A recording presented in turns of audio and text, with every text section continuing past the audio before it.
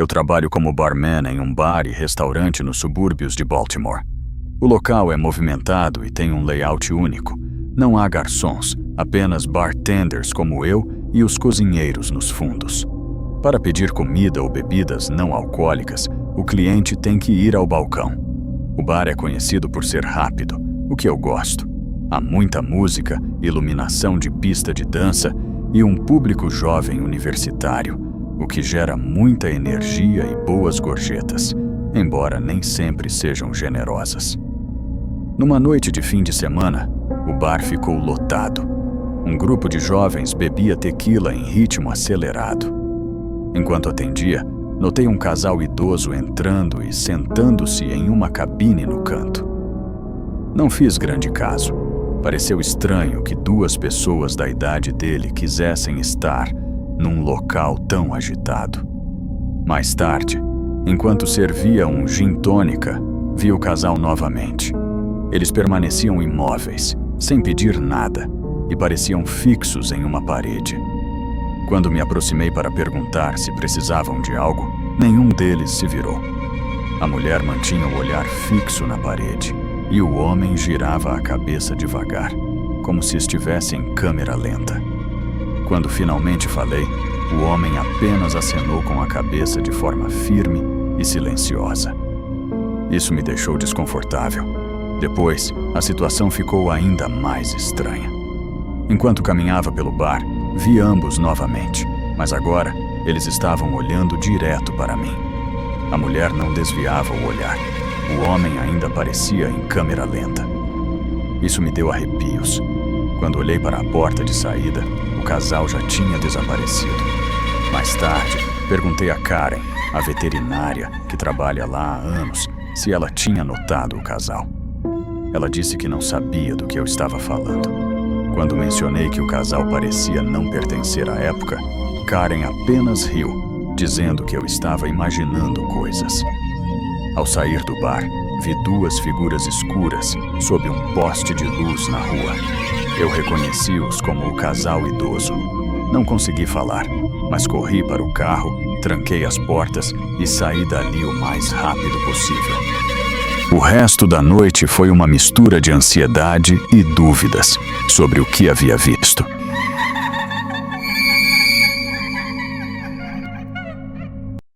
O pai do meu amigo trabalhou como operador de serra de árvores, passando longas horas sozinho nas profundezas das florestas do Pacífico Noroeste. Ele e seu colega Griffin receberam um trabalho remoto numa montanha remota, onde levaram 3 semanas só para abrir caminho para os caminhões. Depois de 10 dias de progresso, começaram a ouvir ruídos nas rádios. Estática, sussurros indistintos, que ficavam mais claros à medida que avançavam.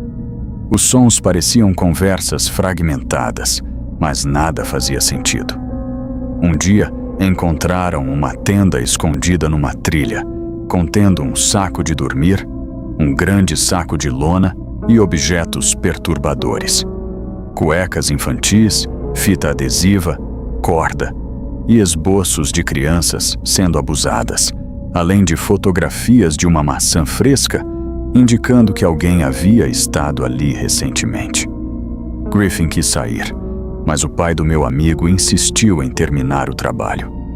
À noite, o rádio chiava e, de repente, ouviram 2 vozes masculinas falando sobre água e lenha. Os 2 ficaram cada vez mais nervosos. Quando o pai do meu amigo confrontou os homens sobre quem eram e o que faziam lá, o rádio ficou mudo. Depois, Griffin o despertou à meia-noite, sussurrando que alguém estava do lado de fora da cabana. Ele ouviu passos no cascalho, tentou pegar a arma, mas estava descarregada. Os homens abriram a porta da cabana, mas não conseguiram entrar totalmente porque a cabana era muito alta e não havia escada. Começou a arranhar a porta. Após 4 minutos de arranhões, o pai do meu amigo avançou, mas foi golpeado na cara com uma faca e derrubado. Um homem o pressionou contra o pescoço com a faca, enquanto o outro o socava repetidamente na cabeça. Griffin conseguiu intervir e os atacantes fugiram para a floresta. O pai do meu amigo foi levado ao hospital, mas sofreu danos permanentes nos olhos.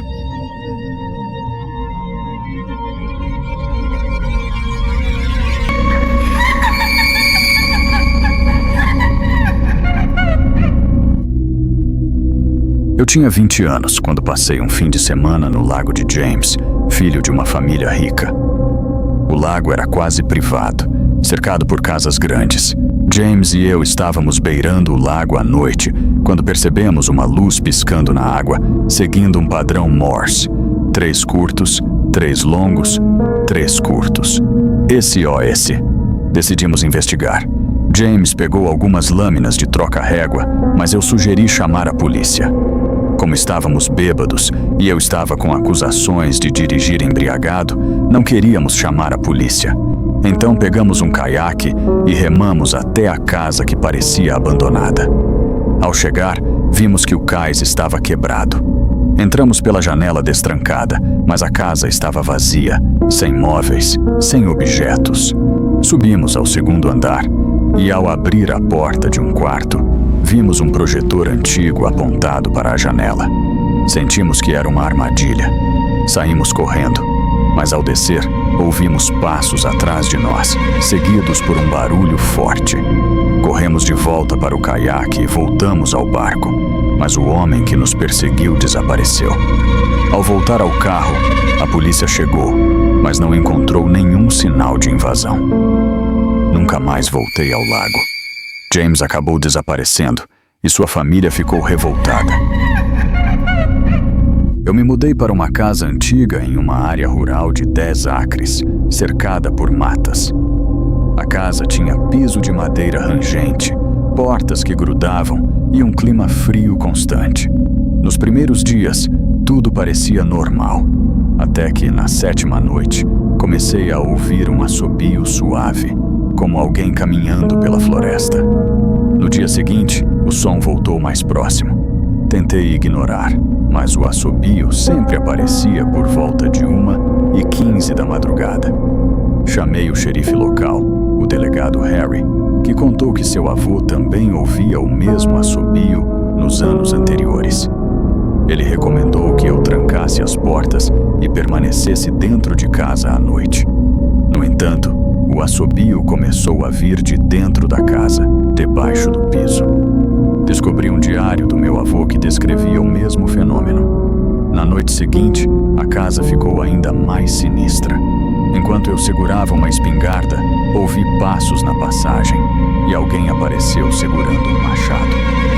Após um confronto, eu fugi da casa em choque, mas a polícia não encontrou nenhum intruso. O evento deixou-me com medo de voltar a casa.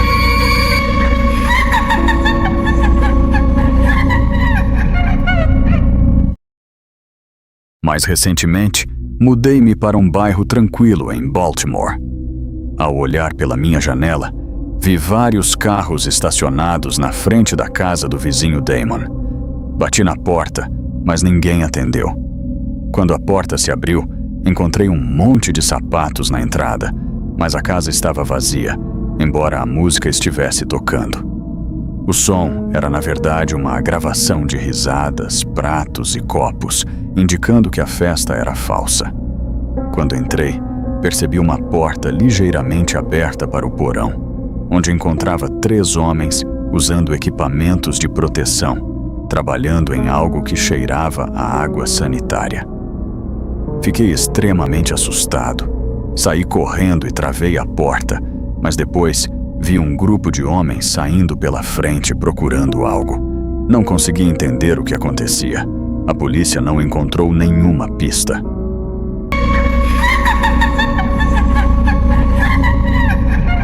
Conclusão geral.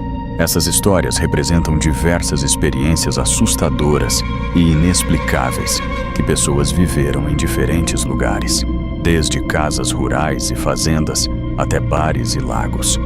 Em todas elas, havia elementos como câmeras que desaparecem, sons inexplicáveis, assobios, barulhos de passos, luzes que piscam em código Morse e presença de pessoas ou figuras que parecem observar à distância. Muitas vezes, a realidade parece se sobrepor a uma narrativa digna de filme de terror, deixando um sentimento persistente de insegurança e dúvida sobre o que realmente aconteceu. Se você gostou dessa história, deixe o like. Isso ajuda o algoritmo do YouTube a entender que histórias de terror reais têm público. Compartilhe com quem também ama um bom medo. Se inscreva no canal e ative o sininho para não perder as próximas histórias.